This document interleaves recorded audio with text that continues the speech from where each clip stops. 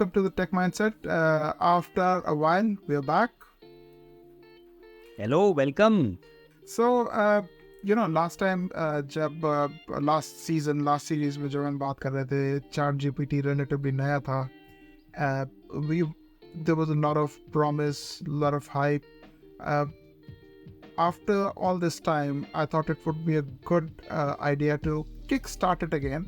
Just to see हम क्या सोच रहे थे, क्या दुनिया बोल रही थी, कितना अचीव हुआ, कितना फेल हो गया.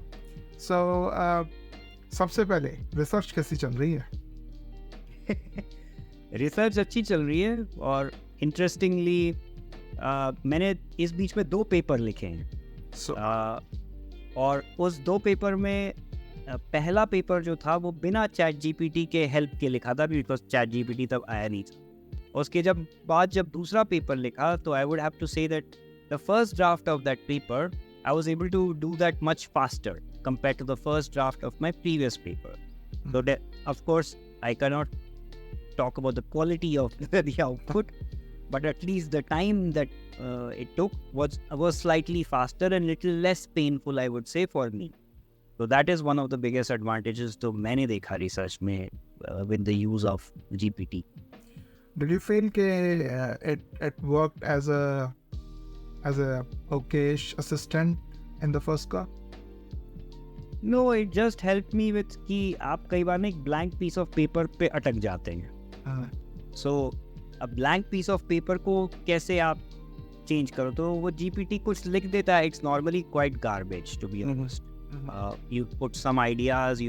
For example, if I had to put some results, I would just write some results and give it some prompt, and it would write some paragraphs. And they were honestly not reflecting exactly of the results, but एक शुरुआत हो जाती कि चलो यहाँ से शुरू करते हैं. So then let's talk in research में. क्या कोई adoption हुआ है? Has anything changed with ChatGPT, Gen AI? क्या है? What are your thoughts about this? बहुत ज़्यादा मतलब adoption I would say use तो हो रहा है बहुत ज़्यादा, because one part of the research is what we call literature review, कि पीछे क्या knowledge था वो जानना है. And I think we will do a series on my research and even research in general for sure, because right now I'm writing my own thesis. So I would like to talk about that journey as well. But a big part of that journey is this literature review. आपके पास बहुत सारे paper होते हैं, तो एक तो searching those papers, उसमें मुझे नहीं लगता है कि उतना कुछ Gen AI से कुछ इम्पैक्ट पड़ा है. वो तो नॉर्मल सर्च के ही एल्गोरिथम्स में बहुत सारा AI ये है available, which I don't see the academic databases have adopted that very well. अभी भी इररिलेवेंट रिजल्ट्स आते हैं, बहुत सारा मैनुअल चेकिंग करना पड़ता है. However the step after that, कि लेट्स से आपने फिल्टर करके 100 पेपर निकाल लिए from those databases. At that stage, there is a huge benefit जो generative AI करके दे सकता है, which is little bit of creative thinking to figure out how those the topics from those papers are related. अगर आपको कुछ ऐसा निकालना है तो वो definitely मुझे लगता है useful है. If I have to go back on my journey, I will definitely do that aspect, कि आपको कुछ इसमें similarities निकालनी है. Because I'll give you an example. Recently, I had already done this literature review for my paper, but मैंने सोचा जरा ये tables डालते हैं. Cloud करके एक tool है which can accept documents. So I put that table and asked it to do some analysis. And to be honest, it did a good and it did a decent summarization of. It did a summarization, what in literature reviews called summarization, but it did not do what we call synthesis. कि summarise तो कर देता अच्छा सारा, कुछ stats दे दो, descriptive stats को अंग्रेजी में लिख देगा, बट जो सिंथेसिस होता है ना, जिसमें थोड़ी सी ह्यूमन इंजेन्युइटी लगती है कि ये एंगल दिख रहा है, वो नहीं. बहुत अच्छा. बट अडॉप्शन तो डेफिनेटली बहुत हो रहा है, चाहे एकेडमिक लोग माने या ना माने, पीछे तो सब यूज कर रहे हैं. पीछे सब यूज कर रहे हैं और अपना ही बता रहे हैं कि हमने सोचा ये. Is it a good thing or a bad thing? No, it's a good thing because, and in fact, the universities are actually quite accepting now of this. कि this is useful, this is accelerating, as long as it's not doing any plagiarization, as long as its stuff is relevant, as long as it's acting as an assistant, तब तक ठीक है. Because researchers या जो भी professors हैं, they always have assistants, they always have people who are, और PhD students जो कुछ ना कुछ analysis करके देते ही उनको. So what's the harm in a tool doing that for you? True. तो रिसर्च का तो एक थोड़ा सा समरी या थोड़ा डिटेल में बता दिया मैंने. In your domain, what would you say is happening, in especially from a finance perspective, in a CFO's office? What's going on? I think adoption है, मतलब how do I put it? एक हर company को आज की तारीख में चाहिए कि they are doing something with AI, possibly with Gen AI. So one of my existing customer, they have Copilot, which ensures कि आपका data बाहर नहीं जाएगा and all that. The quality is suboptimal, and I'm being very respectful here. लोग उसको use कर रहे हैं, मे बी कुछ लोग यूज़ कर रहे हैं as an assistant. So the use case जो मैं पहले दिन से देख रहा था और अभी तक में कुछ ज़्यादा डिफरेंस नहीं है. It's still the same. Email लिखना, पैराग्राफ्स लिखना, चीज़ों को समराइज करना. And I think Copilot is probably the worst when it comes to understanding the context so far. Although backend तो उसका open AI का ChatGPT है, but it is what it is. Furthermore, मुझे लगता है कि in terms of analysis, I think Google Gemini is slightly ahead because वो Google Sheets के through अब analysis कर सकता है. Copilot के जितने भी tools आते हैं, they are paid tools, so GPT-4 के tokens के पैसे देने पड़ेंगे आपको, so on and so forth. So it is there, it is not quite there. So अगर मैं बोलूँ अपने कस्टमर से कि मेरे को ChatGPT यूज़ करना है Excel में, can you pay for the subscription? I don't think that's gonna happen. So वो बताता है कि मंशा है कि आप AI यूज़ करो, but people are not quite ready yet. तो ये तो हो गई एम्प्लॉई एक्सपीरियंस की बात कि employees can they use it in gaining personal productivity gains की मैं हम फटाफट कर लूँ. बट कोई बिजनेस के कोई यूज केसेस में have you seen any adoption at least on the finance side, और we are just still thinking? Not yet. I think अगर फाइनेंस सिस्टम्स की हम बात करते हैं तो one of the key things that jumps out is compliance, local legislation, tax rules, stuff like that, how you store the data and all that.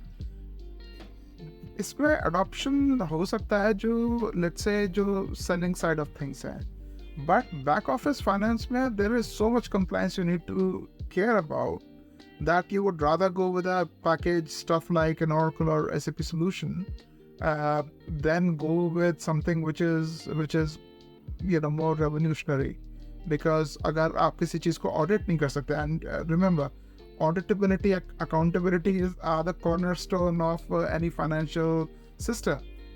जो कि इस केस में I think is still a bit of a grey area कि कैसे उसको करेंगे.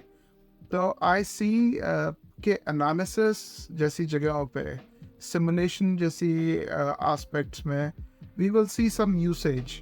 क्या अभी वो हो रहा है? मैंने नहीं देखा. So would it be safe to say कि मतलब finance is just waiting for the big package providers like Oracle and SAP to implement some AI और तब वो use करेंगे? ऐसा लग रहा है. और क्या वो कर रहे हैं? Do you think the ERP people are actually including AI, या बस नाम का वो बोल देते हैं AI enabled की? हाँ, AI enabled. But वो actually में नहीं है अभी तक. It is that old school AI जो कि normal data पे algorithm लिख के हम करते थे. It is still doing that. Simulation has been around. I mean, यार 20 साल 21 साल पहले हम लोग भी कर ही रहे थे ना इसको. तो ऐसा नहीं है कि ये सब अब भाई लोगों के पास पावर है, बड़ा डेटा है, so they can do much more fancy stuff with it. But that thing still remains कि जो persistence of data है ना, it still has to be auditable. तो processing कैसे भी कर लो, like banks, they will adopt AI much better because they are working with volumes. But let's say एक $3 billion की कंपनी है, उनके पास एक तो इतना डेटा नहीं है फ्रॉम फाइनेंस पर्सपेक्टिव, कंप्लायंस है. अगर एक्विजिशन ऑफ टेक्नोलॉजी और उसको इम्प्लीमेंट करके सब ऑप्टिमल रिजल्ट्स आ रहे हैं and by next month something else happens, right? लोग चैट GPT-4 को ऑप्टिमाइज करने लगे थे, यहाँ पे कुछ और ही हो गया परसों. अब तो ये भी चीज़ है ना कि कोई ठहराव नहीं है अभी. It's still an ongoing process. So I think finance will be slow at adoption, but I see a spirit के people want कैसे करेंगे वो नहीं पता, but just like those good old cloud days, I want the cloud. I think these days I want Gen AI in the system. AI. Yeah. और यही इसी को what I'm observing is analysis paralysis. कि हम बस analysis किए जा रहे हैं कि ऐसा कर सकते हैं, वैसा कर सकते हैं, हम चाहते हैं और ये हो जाएगा, वो हो जाएगा, और ऐसी बातें हो रही, बट एक्चुअली ग्राउंड पे इतना कुछ नहीं हो रहा है. Of course there are some organisations who are forced to disrupt, और वो कर रहे हैं, specially the R&D engineering type businesses. जो कोर बिजनेसेस हैं, like you said in finance, from what I am hearing, अभी तक तो इतना अडॉप्शन नहीं हुआ है, बस बातें ही हो रही हैं. So interesting. So and interesting you brought up कि 2-3 दिन पहले जो हुआ है GPT Omni. Maybe next time we should talk about Omni. ये Omni क्या है? मैं एक colloquial बात बोलना चाहिए, जो paralysis of analysis वाली जो बात करी थी ना. I think चाहत है सब में, but हो नहीं पा रहा, कुछ हो ना पा रहा है. तो इस बारे में बात करेंगे. अब एक हम एज यूजुअल टेक माइंडसेट में जो हम करते हैं, तो फिर टेक माइंडसेट लास्ट ईयर तो आप कह रहे थे कि माइंडसेट होना चाहिए टू लर्न, माइंडसेट होना चाहिए टू अंडरस्टैंड क्या हो रहा है. इस साल now in this theme that analysis paralysis चल रही है का, फिर ये कॉन्टेक्स्ट है. टेक्नोलॉजी फिर भी बढ़ रही है, ओमनी कुछ आ गया नया, सोरा आ गया, डेविन आ गया, पता नहीं कितने. मतलब हम तो ये रोज पॉडकास्ट बना सकते थे if we wanted to check on the tools that have come. So in this context, what would your tech mindset tip be to people in? I think mindset still needs to be the same because देखो adoption हो रहा है नहीं हो रहा है, companies are still playing around. One of our customers जिनके लिए हम लोग कुछ डेवलप कर रहे हैं, जिन यूज़ करके उनके प्रोसेस करना, बनी टेक्नोलॉजी चेंज हो जाएगी, मगर जो लर्निंग्स है ना वो रह जाएंगी. बिकॉज आने वाले टाइम में एम्प्लॉयमेंट के लिए वो लोग यही पूछेंगे, अच्छा तुमको डेविन के बारे में क्या पता है, कि मैंने उस पर ये प्रोजेक्ट ट्राई किया था. Because they are trying innovation नहीं रुक रहा है. इनोवेशन का adoption is the key problem है. हर कंपनी में एक नॉन एग्जीक्यूटिव डायरेक्टर बैठना शुरू हो रहा है for AI. So that clearly shows के इनोवेशन की मंशा है, चाहत तो है ना कि वो करना चाहते हैं. तो आने वाले टाइम में इन्हीं लोगों को अपॉर्चुनिटी मिलेगी. जो बोलेंगे ही नहीं कि हमने कुछ ट्राई भी किया था, how will they get the chance? So yeah that's my 2 cents on it. Any from your side, Gautam? Of course, this is the future, so there is no denying ki forget about even the mindset part. There is no choice in a way. I can tell you again, going back to the research. अभी मैं परसों आ रहा हूँ, जब हम future of manufacturing जो काफ़ी दूर है, जिसमें you make things and large language models say, for example, it's very far. You have to do hardcore stuff. Maybe there'll be robotics, etc. But it's not related to large language models necessarily. वहाँ पर भी this for the next 15 years in University of Cambridge, manufacturing में which theme should be high on the agenda. Agenda क्या होना चाहिए ये सोचना है. So, which is quite interesting, and that's why from tech mindset perspective as well, just be plugged into these type of agenda items, which we will of course bring to you. Thank you. Thank you very much. See you again in the next episode. Bye now.